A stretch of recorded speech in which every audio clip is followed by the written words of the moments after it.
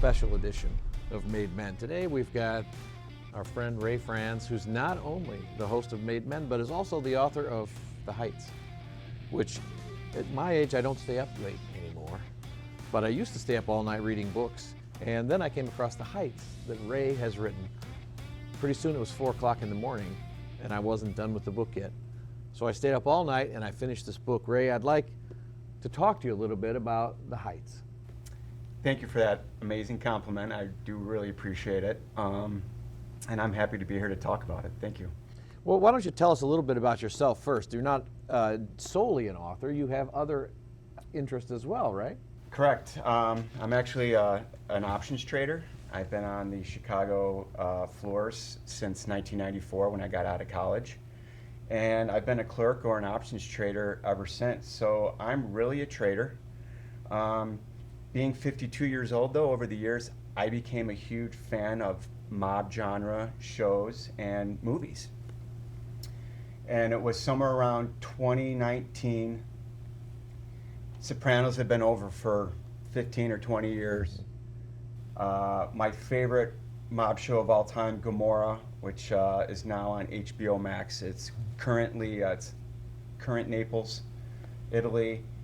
That kind of wrapped up after 5 seasons, and I was like, we need something. Like, there's nothing out there, and I know some things have come out since 2019. But at the time, I was really set out to, I'm like, my parents are from Chicago Heights, and my grandparents are from Chicago Heights. And so over the years, I had become aware of some of their storied history. And there had been a couple nonfiction books about Chicago Heights, and I read those. And I realized that the Heights had their hands in very important historical events within the Chicago outfit, and they were very influential all the way out to Las Vegas and Hollywood, California. And so I realized that people would be really interested to hear these well-known stories told from a little-known voice. And the Heights ran kind of untouched for like 50 or 60 years, so there was so much to really talk about. And I decided that with no writing background, outside of maybe writing some, poetry and lyrics in college and in high school, I decided to write a novel. And I just called it a project. I didn't put any expectations on it. I had a day job. I get up at 4:30 in the morning. I catch a 5:04 train. I get home around 5 o'clock at night. Doesn't leave a lot of time to write. My wife cooks almost every day, so maybe while she was cooking, make a cocktail for both of us, and I would type and talk with her while she's cooking. Maybe I'd get a page or 2 done a day. If it was dead at work, I'd pull out my phone and I would start writing a half a page or a page on my phone. In fact, the first third of my book was probably written on my iPhone in the pit. And I was probably about halfway into the story when COVID hit. Mm-hmm. And so in March of 2020, when we really didn't know a lot about COVID, my bosses told me to, just stay home for a few months. I have a daughter who's immune compromised. And they were like, just stay home, don't get sick, stay safe. And I had nothing to do at home for 4 months but finish my novel. So I did, and then I set out to try to find a publisher, which was a whole different journey. That was hard. A lot of no's, about 6 or 9 months of no's. I considered self-publishing, but I really wanted a publisher to believe in my project. Mm-hmm. Therefore, I chose to not self-publish, and I was going to find a publisher, or it was going to just be a project and sit on my shelf. After 9 months, a friend reached out to me and was like, there's a indie publisher in Texas I think you should reach out to. And I did. And they called me up and they said, we believe in this historical novel. This looks great. And it came out in October of 2023. So why don't you tell us a little bit about the story? What is the Heights and how do they fit into the Chicago outfit story? Yeah. So in 1900, Chicago Heights was a boomtown for Italian immigrants. Southern Italy was crippled with unemployment, which turned into poverty. And so men and families were just fleeing Calabria and Sicily, which were the most poverty-stricken areas of Italy, to come find jobs doing whatever. Chicago Heights was a boomtown for railroad and manufacturing. So a lot of Italian immigrants came and worked the railroad, starting in Chicago Heights, and some of them ended up all the way out in Spokane, Washington, helped build the railroad all the way out west. And they came for manufacturing jobs. So around 1910, 1915, Chicago Heights was about 30% Italian. And they started getting some organized crime influence, but it was not part of Calissimo's outfit. Chicago Heights had their own boss. I believe his last name was Sanfilippo. And in the early 20s, late teens, Torrio and his new best friend, compatriot from New York, Al Capone, started coming into Chicago Heights territory to go to some of their establishments, because word was getting into Chicago what was happening in Chicago Heights and what they had going on there. So Torrio and Capone would come to Chicago Heights every now and again, and there was a trio of Calabrians in Chicago Heights that were surrounded by a bunch of Sicilians, and the Sicilians were running Chicago Heights. Well, as Torrio and Capone are coming into the Heights, Capone's Napolitan, he's not Sicilian, and so this Calabrian crew that was kind of getting pushed to the side within Chicago Heights kind of becomes friends with Al Capone. We have the onset of Prohibition, and we get into the beer wars. And Capone is fighting his battle on all fronts, as you know. He's got the Irish and other Italian factions. The Union Siciliana want to put their man in control. So Capone is fighting all his battles in Chicago. And this Calabrian-led crew within Chicago Heights, they're not happy with the protection they're paying for. And Capone tells this crew, if you end up taking over the Heights and delivering the Heights to the outfit, I will make you, he was talking to Dominic Roberto, I will make you a lieutenant. And that's really what happened. Come beer wars start, this Calabrian crew goes to war within their territory. They take over the rackets within their territory from the Sicilians, and they deliver the Heights to Capone. And that's how Chicago Heights got folded into the Chicago outfit in the mid-20s. Something you see on our Facebook page a lot from certain people is that, well, Frank Laporte was really the boss, not Al Capone. You touch on that a little bit. What do you think about that? I never found anything to support that. I know Lawrence Bergreen had a book where he kind of said, who is Frank Laporte? He seemed to make Al Capone cower in his presence.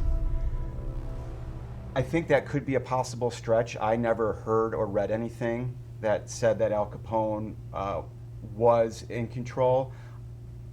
What we do hypothesize is that Capone really had a lot of interest and took to heart what the guys in the Heights had to say.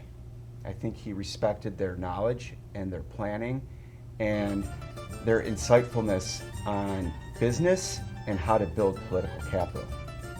And I think the boys in the Heights had a lot of power but they were more than happy to let Al be, the face in the front for the outfit, as were, Rika and, some of the other guys, Okay. I think, in Chicago. So for what period of time did the Chicago Heights crew function as a crew of the Chicago outfit? My name is Mark Weiss, and I am the founder and president of an organization called Comic Books for Kids. 6 years ago this month, we embarked on a journey of passion and heart. Our goal was to make a difference for children in hospitals and cancer centers.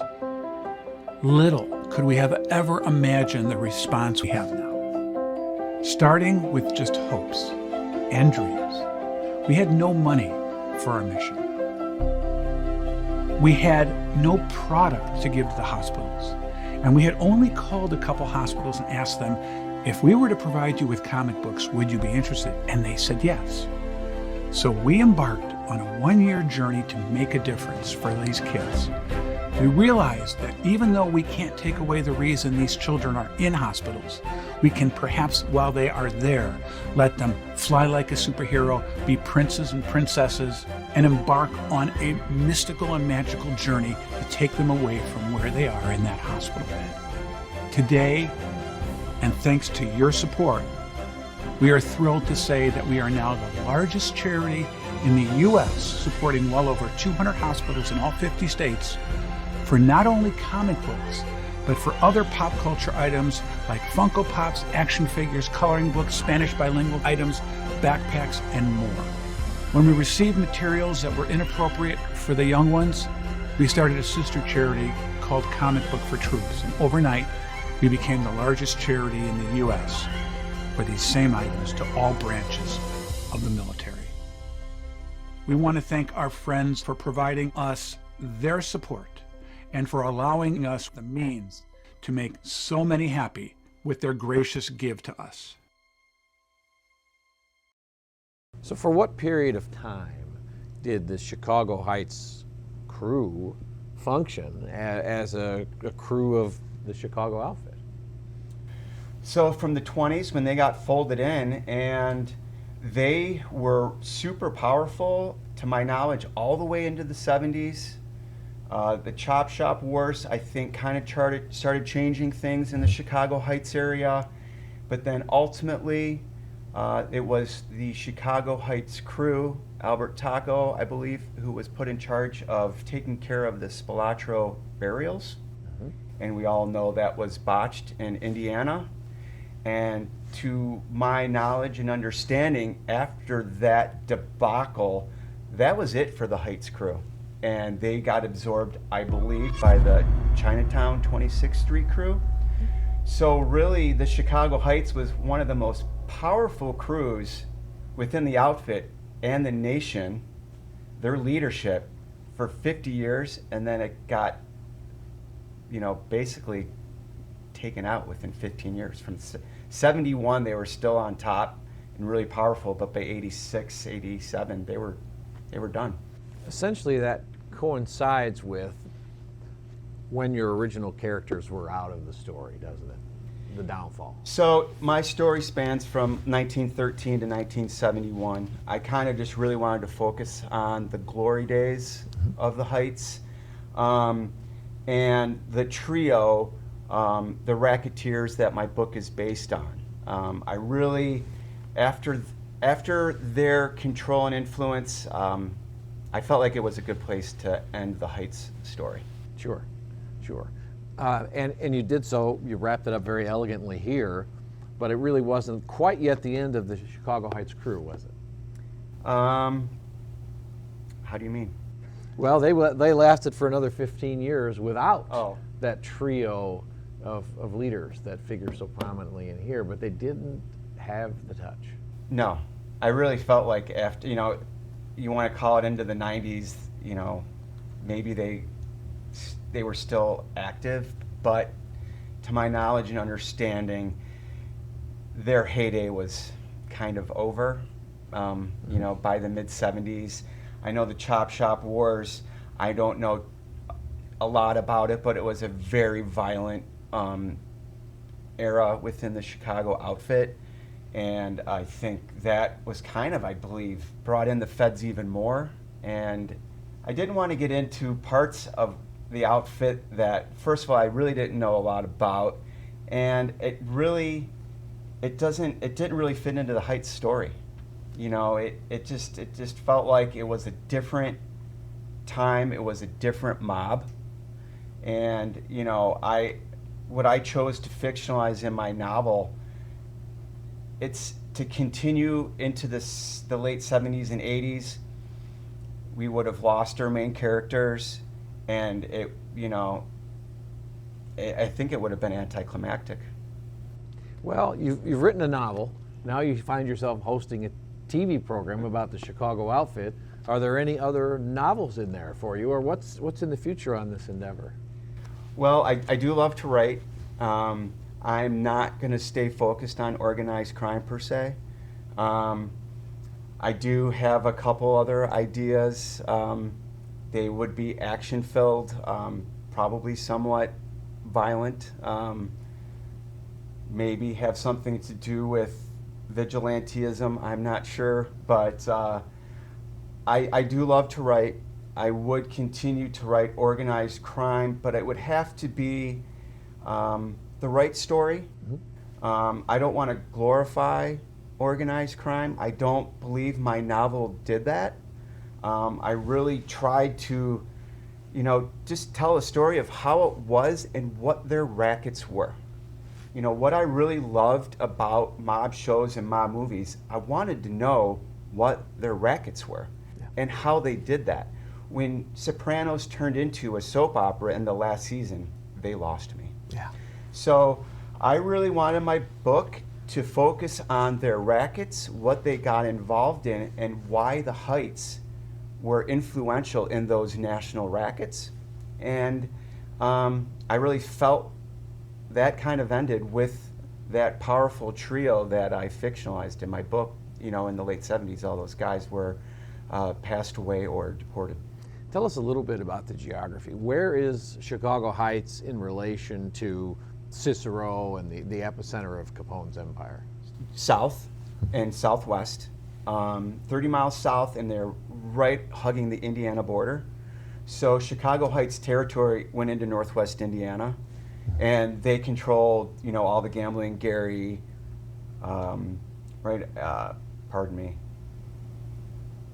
Gary, Hammond, all that northwest Indiana territory was Chicago Heights territory. So it wasn't just the city proper, it was beyond that. Yes, Joliet.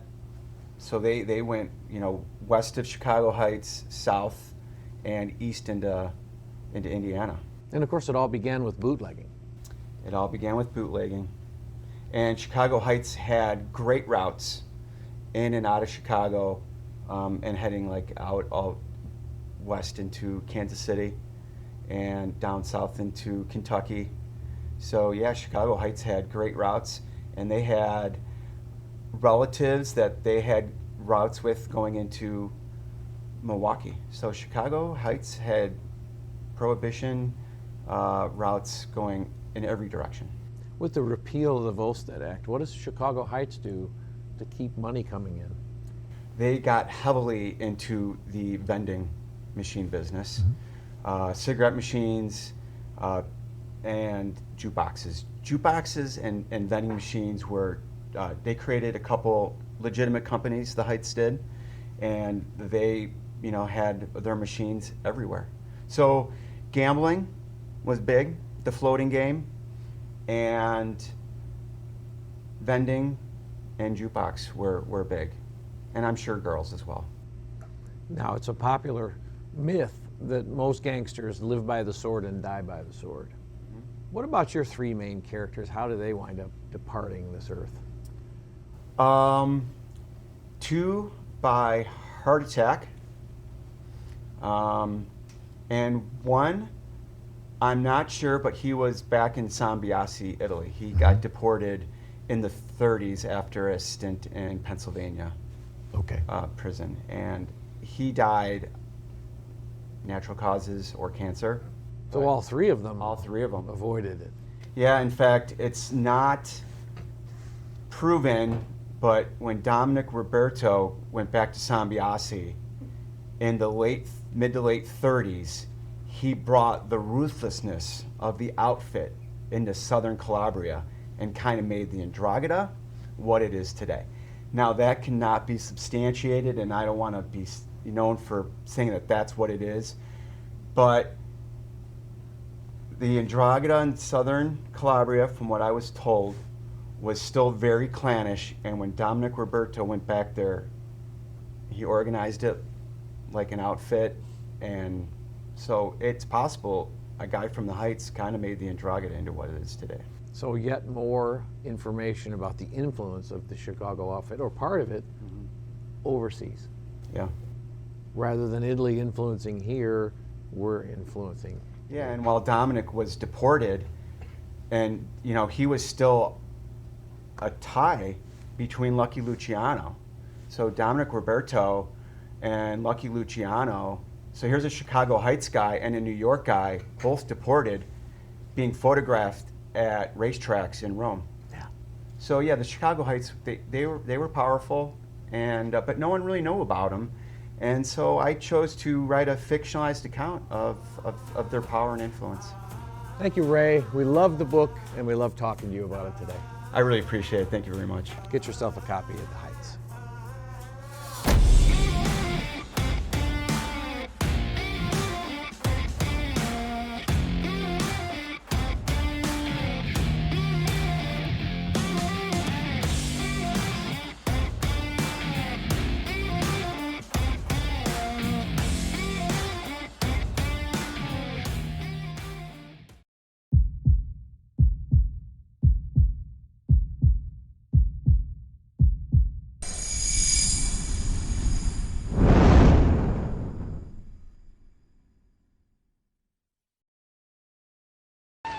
It's the way you want it, ain't it, Ramon? Is anything ever the way you really want it? Your job, your plans, even being in love. Isn't there always something wrong? Something that spoils it for you? Our Father, who art in heaven, forgive us our trespasses.